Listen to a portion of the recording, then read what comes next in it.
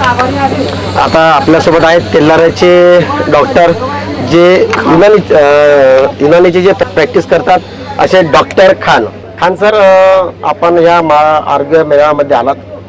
आपली प्रॅक्टिस युनानीमध्ये चालते, तर काय वाटतं तुम्हाला या मेळाव्याबद्दल? कशा प्रकारचा मेळावा झाला हवाला, त्यामुळे काय काय फायदे होतील?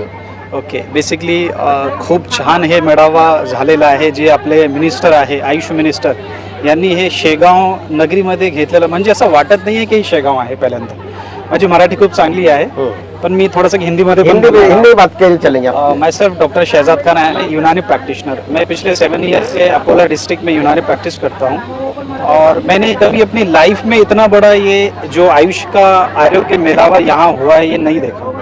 बेसिकली ये जो होता है ये मेट्रो सिटीज़ में, बॉम्बे, दिल्ली, पूना, बैंगलोर, ये बड़ी बड़ी सिटीज़ में होता है, लेकिन आज शेगांव में ये जो प्रतापराव जाधव हमारे आयुष मिनिस्टर, इनके थ्रू जो शेगांव में ये मेळावा हुआ, दैट इज़ वेरी अप्रिशिएबल. और जितना हम सर का आभार माने, थैंक यू बोले, बहुत कम है.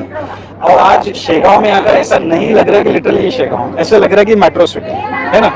ये फीलिंग आ रही है लिटरली अंदर से.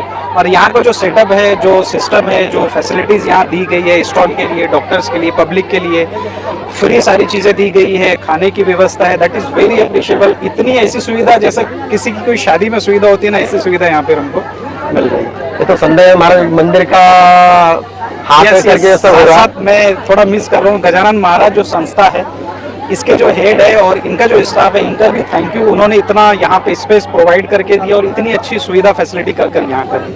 अगर वो ये स्पेस ना देते तो ये मेलावा यहाँ पर ना हो, है ना. बराबर, बहुत इम्पोर्टेंट चीज़ है सर. इस मेलावा आज मेरा इस आरोग्य मेलावे का समारोह है, तो आज के बाद क्या फर्क नजर आएगा आयुर्वेदा की तरफ देखने का, यूनानी की तरफ देखने का? यस, क्या फर्क नजर आएगा? बेसिकली आयुष, आयुर्वेदा, यूनानी, सिद्धा, नेचुरोपैथ, योगा एंड होम्योपैथ, ये पांचों को मिलाकर एक आयुष डिपार्टमेंट बना है.